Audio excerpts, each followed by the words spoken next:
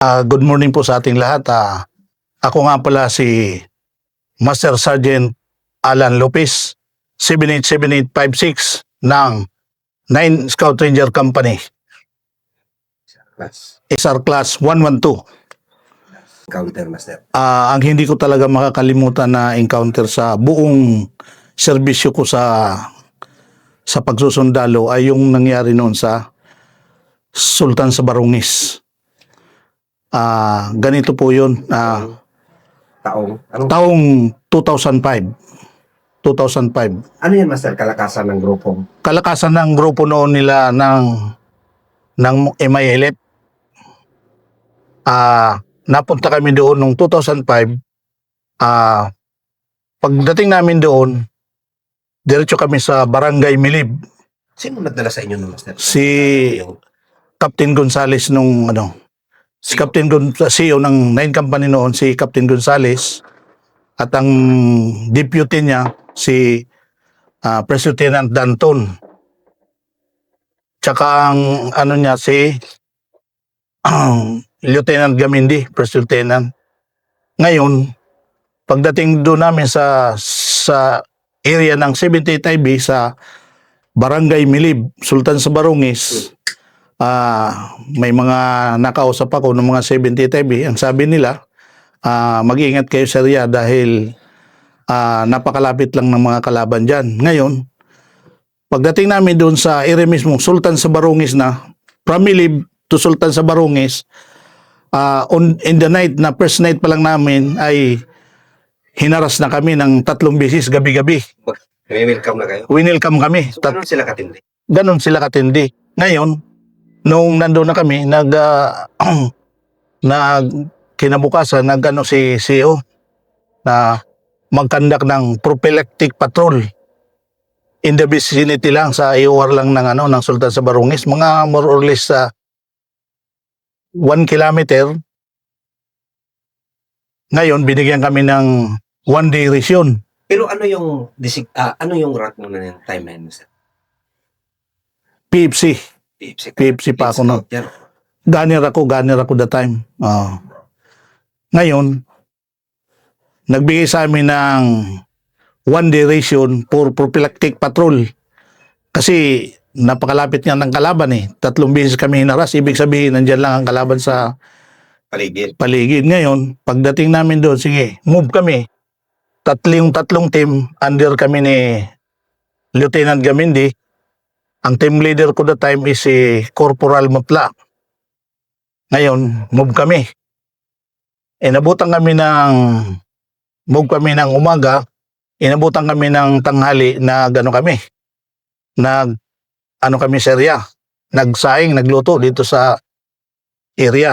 Ngayon, habang kami ay nagpiprepare ng pagluluto, may nakita kaming mga tao. Umaga?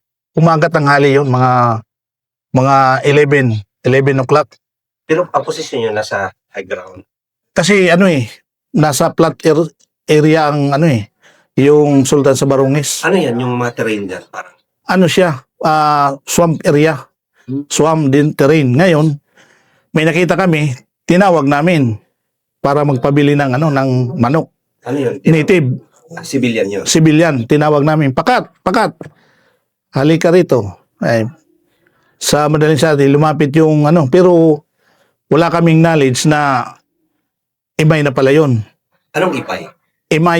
MILF, Yung tao na yun. Oo, tao na yun. Ngayon, di pumunta sa amin. Pinabili namin ng manok. Ngayon, sa madaling salita, nakabili siya. Doon pa namin pinakain. Kain. Nung nakaluto na kami, pinakain namin yung tao, binigyan pa namin ng pera. Para sa makipagkaibigan, binigyan namin ng pera. Sa maraming salamat. Nung tapos na kami ng kumain, pahinga sandali, tapos, prepare to move naman kami. Nung nakalagpas na kami doon nagpahinga kami, pabalik na, sabi nagdesisyon si Itang Gamindi, okay naman ang area, pabalik na tayo sa CP. Pagbalik namin, pagtawid namin sa swamp, Kaya may tinatawiran kami sa mga ganito sa legang tubig. Talagang tawirin nyo yun. Tawirin talaga. Hindi kami pwedeng, wala kaming dadaanan na na Iba. ibang dadaan talagang doon. Ngayon, nung nakatawid na yung iba, yung mga ilan na lang kami doon sa likod, sila Dison, ang kabats ko rin, inambos kami. Biglang. Biglang ambos, nagputok, pak, pak, pak. Di nataranta kami dahil nandun pa kami sa tubig, hindi kami makapag-posisyon.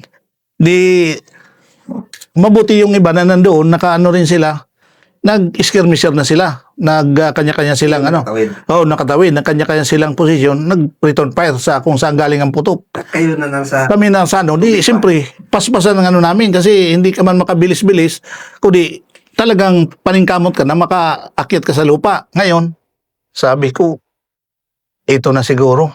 Sinasabi kasi napakalapit lang ng pinukpukan kami. Maraming kalaban talaga, siguro more or less mga mahigit 30. Kami, yung team namin, si Mutla, wala kaming radyo. Yung dalawang team, meron, nagkahiwa-hiwalay kasi nagkaanuhan na nagkanya-kanyang takbuhan ng position sa cover. Kaya wala ka man doon Kubiran. cover lang, mga puno ng nyug. Ngayon, pukpukan. Yung team may kalaban, yung bawat team may may kanya-kanyang kalaban. Marami sila. Pero identify nyo yung pinanggalingan. Identify namin sa bandang siguro mga kung nandito kami sa south area, nasa west, harap namin ang kalaban side by side, more or less mga 30. Ang distance estimate. Lang, mga 150. Kita mo ang kalaban, nagtatakbuhan nag-anuhan sila. Ngayon, yung team namin, banda kami dito sa likod kasi nahuli kami. Pinukpukan din kami.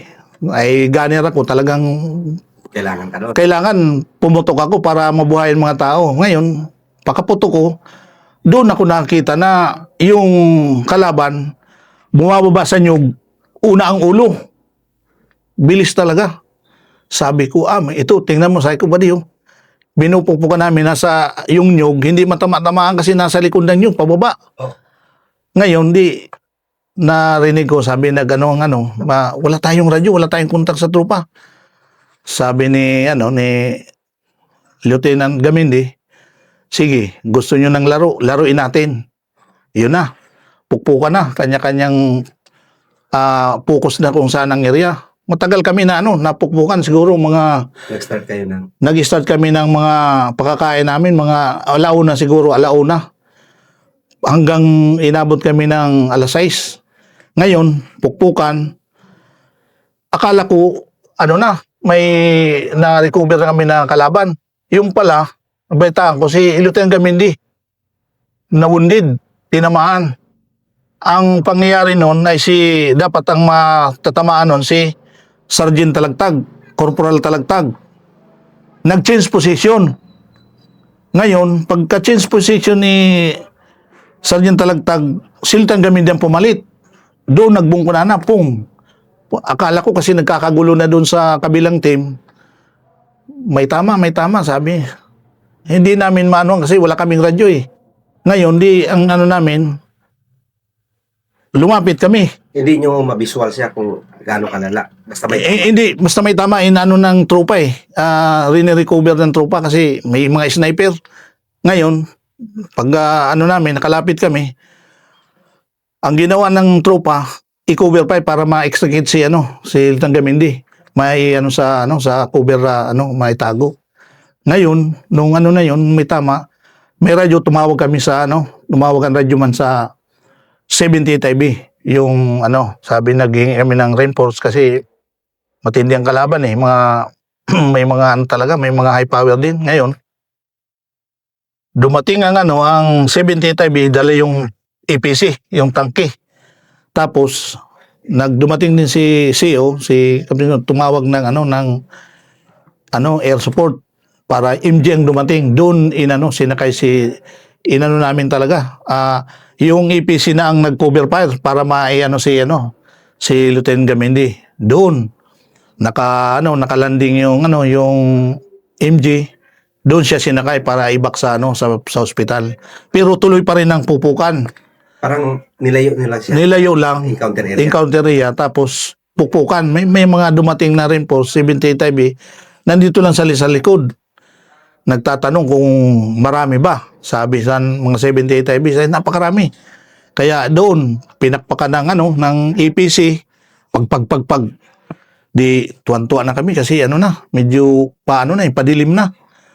Sabi nung magdidilim na, kasi bagarang mga more than 5 hours na kami nagpupupukan, magdidilim na, sabi ni parang wala nang response yung kalaban eh. Sabi, nag-withdraw na siguro kasi nakarinig sila ng APC, talagang binabagbagan sila. Tapos ang bago yung MG, akala talagang bibirahin sila. Yung pala, pang evacuation yun. Doon ang nag-withdraw na kami, pabalik na sa 78 IB kami nag-withdraw. Kasi malapit lang naman. Tapos, yun ang talaga, ang hindi ko makakalimutan yung pangyayari doon kay Lieutenant Gamindi. Ano yung tama niya, Master? Parang galing sa taas ang sa spinal, kaya na-paralyze yun si Lieutenant Gamindi. Platoon leader niya. Platoon leader yun. Yun ang hindi ko malimutan sa pangyayari na nung time na yun. Pero siya lang ang nawandit. Siya lang. Wala na sa aming casualty. Siya lang talaga na uwi talaga. Pero hindi nyo na-clear yung area, yung pwesto ng kalaban. Kinabukasan na clear. May na-recover din kami mga tulo na bangkay. Body count sa kalaban.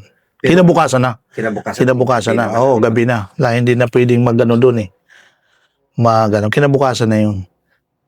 So matapang sila kasi nakapag-away sila ng ganong katagal. Hindi, matapang talaga sila Ano kasi yung napansin nyo sa kanila, yung mga kalaban na yun? talaga parang sila, lang sila. Naka-standby sila as parang mangingisda sila. Naka-standby sila. Tapos, pag once na nagpahabol, yun, delikado kaya wag kang hahabol pala doon pag ganun ang ginawa nila. Magpapahabol sila, dapat observe ka kasi baka ma-corner ka doon. Kaya hindi talaga hindi dapat humabol pagka ganun ang mangyayari diyan sa part ng Mindanao. Kasi marami din silang bala. Marami silang bala. May malakas pa nga natin, may RPG, may mga sila, rin high power din mga baril nila.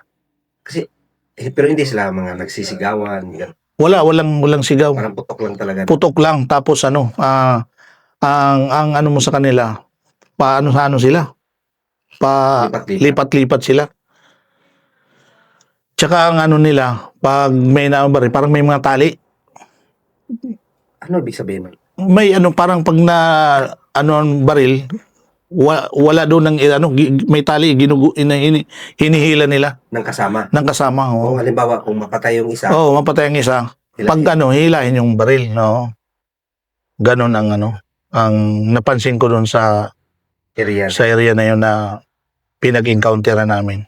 Part ng Maguindanao, di ba? Maguindanao yun pero na yun, parts ng Sultan sa Barongis. Municipality sa. San Maguindanao. Sultan Kudarat. Municipality sa Sultan Kudarat. Ayaw, tama. So grabe pala yung gera ng dati. Pero bago kami nagpunta doon, napindaw na talagang pinaka-commander doon si Commander Adan. Napindaw na doon ng mga tropa din. Kaya bali kami lang for clearing, pero marami pa talagang kalaban. By biro mo unang namin, bininyagan kagad kami ng welcome, 3 nights. Bali ang mga kawayan, kala mo. Hindi kayo pinatulog. Walang tulugan talaga kasi nandyan lang ang kalaban, malapit lang eh. Marinig mo talaga ang lagitik ng mga bali-bali ang kawayan kasi nasa bandang high ground kami pero mga batuhan. Kaya may kita kami pagka sila, delikadoan yung kung may man sila, may rifle grenade o yung RPG. RPG. Kung mag-shoot talaga doon, no? Mag-shoot, delikado. Talagang wala kaming tatakbuhan doon eh. Kaya walang tulugan talaga, bantay, alert ang mga duty. Nakapaikot naman kami doon. Lahat ng team binigyan namin ng ang approaching ng kalaban. Nandun kami team by team na. Ano yung pinakakuan, Master? Sa NPA area, Master, anong naranasan mo naman sa gera sa NPA? Sa Gira sa MPA, dito sa sa Liti. May may 15 years na hindi napasok ng armed forces ang Liti. Nangyari naman yun sa Liti, sa Baybay Liti. Mountainous dyan. Ngayon, mayroong kaming RR. Bali yun ang nag-guide sa amin. Ano yung ara? Rebel Returnee. Nag-guide sa amin. Ang ko naman noon, si Major Hulgansa. Major Hulgansa. Yan, namin yung Liti na yan. Pagpasok namin, approaching pa lang kami sa kalaban, may sniper na kaya pala na ipag-isip-isip namin noon, kaya pala hindi mapasok-pasok yung area na yon kasi sa malayo pa lang kitang-kita na approaching ng tropa. Bubugalin na wounded. Siyempre, pag may wounded, withdraw kay hindi natutuloy. Ngayon, ang ginawa namin noon ang ginawa ni CEO, ni Major Hulgansa is nag-backdoor kami, sa likod kami dumaan. Isang linggong lakaran bago nakuha namin yung area. Oo, nakuha namin yun. Para malating nyo lang yan. Para marating yung pinakakampo nila. Doon, nung napasok namin yun, talagang matindi rin ang pukpukan doon. May augmentation sa amin ng mga bagong graduate na mga pulis. Mga bagong pulis, may ingay. Siyempre, mga bagong graduate, first time na sa bundok. Ngayon, pag igib ng tubig, doon sila kasi inambo sila ng mga NPA. Wasak-wasak ang dito, inambo sila. Yung iniigib nilang inumin nagkalaman ng tama, dugo. Ngayon, matagal na buwan ang inabot namin doon hanggang sa namatayan kami doon. Si Lit Takbayanan. Yun ang kasi gumagapang doon ang kalaban Na nag-time noon nasa patrol kami, tumawag okay. Sabi bravo, back to base kasi si Lit Takbayanan may tama, pero yung pala patay na. Na-enkwentro din namin. Noon, that time na yun, dalawa lang sila na magbista noon, Staff Sergeant Abalos tsaka si Lit Takbayan, mag-classmate.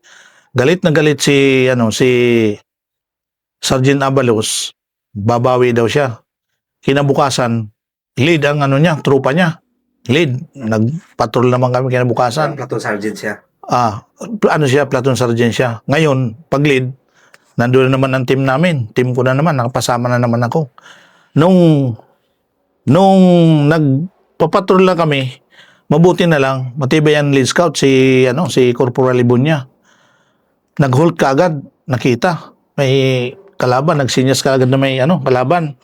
Ngayon, siyempre, tahimik, pass the word, ay kalaban. Mabuti na lang si Sergeant Ibunya, nasa silhouette niya yung kalaban. Binugaan kaagad niya, patay, wasakan ulo. Di assault kami. Patatat, may doon, may ang patay, wasakan ulo, tapos recover kami ng 3 baril. Pero walang return fire. Kalaban. Nag-return fire. Kaya lang, nung binuga ni, takbuhan sila. Naiwan yung 3 baril. 3 baril. Ngayon, di recover. Sabi ni Major Hulgansa, sabi ni Sergeant Abalos, okay, bawi ka na mista, sabi niya. Sabi ni Major Hulgansa, withdraw tayo. Habang nagwi-withdraw kami, pinupukan na naman kami, parambos. Parambos kami. Pero malayo man, hindi man masyado balik kami dun sa CP namin. Tuwan-tuwa si Sergeant Abalos, pero nakakalungkot dahil nga may nawala, namatay si Lit Takbayanan, si Staff Sergeant Takbayanan.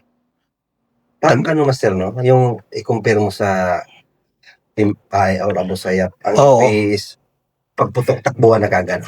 Anong? Oo, takbuhan. Ano lang yan eh. Ang ano nila, ang NPA, ang ano sa NPA, pag nagsabing assault, pa-withdraw pala sila. Withdraw. Sumigaw din pala sila. Sumisigaw sila. Assault, pero withdraw pala ang ano nila. Ang sa Imay o Abu Sayyaf is walang ano yan, walang pukpukan talaga, nakikipukpukan yan. Tahimik sila magano, pero nag-return pa, nagpaipakbakbakan. Maumalayan mo na lang, wala nang response sila, nakaalis na. Yun ang ano. So, madalian lang talaga ang NPA area. NPA, madali yun lang Kaya talaga. Oo. Hindi kayo Hindi, kinakabahan. hindi kami masyado sa NPA. Doon sa Leyte talaga ang pangyari na yun. Marami kaming na-captured, mga 40, may mga nagsira-sira ulo. Yung pala, matataas ang katungkulan. Yung sa, Doon sa area na yun, sa Leyte na yun. nung encounter na yun. Encounter na yun. Continuous yun. Araw-araw yun, may kami. May kasi talagang 14 years nga na hindi napasok yun ng sundalo eh. Sa Leyte. So, parang ang dami yung encounter nun. Maraming encounter. Ang namin doon, every 2 weeks, lipat ng team by team. Kinukuha kami ng chopper. Bababa. Team by team. Ngayon ito, 2 linggo, papalitan ng team. Parang naman, chopper ang nag-ano sa amin, no? So, kayo yung pumasok dyan. Kami ang pumasok, 9 company. 9 company pa rin. Sa loob ng 14. 14 anyos. So, nagtaka nga sila eh. Sa 14 years na hindi mapasok ng mga sundalo na mga IB dahil papasok sila wounded na kaagad eh. Siyempre withdraw. Hindi na sila makakaano. Pero napasok namin yun sa likod kasi dahil doon sa RR na rin yun. Si Rebel Returning na yun. Kaya kasi galing siya doon eh. Na pasok namin yun. Yun ang Ang marami pa kayong na-capture doon. maraming na-capture, siguro mga 48 na tao. Pero, nagbalik. Iba doon, yung RR, kapatid doon, nakasama pa doon sa na-captured. May kapatid kasi siya na nasa loob. Gusto rin niyang tulungan, pero sa kabutihan naman, nakuha na buhay doon sa na-captured na yun, nakasamang kapatid niya. Sinama pa namin yun sa Aguinaldo eh. Bakasyon yung tao na yun, yung RR na nag-lead sa amin. Kasi malaking tulong. Malaking tulong. Grabe pasalamat ni Major Olganza noon sa kanya eh. Pinaano sa Manila, nakapunta sa barracks namin Nag-enjoy din kasi magpapasko eh. Nag-enjoy din siya. Halos na-clear nyo pa yan yung area na yan. Hindi naman totally. Hindi naman totally na clear kasi kasi after nung mga ilang withdraw na naman kami kasi kami noon eh kung saan ang kaming striker talaga noon eh 9 company. Kumbaga kung saan-saan lang kayo. Kung saan kami padala normal sa isang ranger talagang Wala nang uwian yan. may uwian din. Minsan inaabot din sa family, wala talaga kasi malayo eh. Pag makabalik doon sa sa unit, saka lang nagkakaroon ng pagkakataon makauwi sa pamilya. Yun talaga ang mga pangyayari na Hirap din talaga ang buhay ranger no. mahirap na masaya eh kasi pagka nandito ka na sa patag, masaya ka. Pero pag nandoon talagang prayer ang dala-dala mo doon. Kasi hindi mo alam ang mangyayari. Minsan kulang na kayo. Minsan kulang na. Kagaya nun hindi namin nasaan. Litakbyanan nabawasan kami ng isa doon. Pero isa lang naman. Yun ang may mga pangyayari talaga na hindi maiwasan. Yan sa part sa trabaho eh. Ayun, Master, anong maipayo mo sa mga kabataan ngayon? Yung mga kabataan na gustong lingkod din sa bayan. Ang pinakamagandang gagawin siguro ng mga kabataan ngayon ay maging maging ano sila sa bayan, huwag silang magpasaway. Kung gusto nilang pumasok maglingkod sa bayan, ay pwede silang pumasok sa men in uniform. At isa yan sa mga katulong sa atin, sa bayan, at nang hindi sila mapariwara. Kasi ngayon mga kabataan, minsan napababarkada, nadadala sa mga masamang bisyo. Yun ang mahirap. Kaya ang maganda ay mag-aral mabuti, at kung gusto naman pumasok magserbisyo ay open naman ang ating armed forces para sa mga gustong magpumasok sa sundalo. So,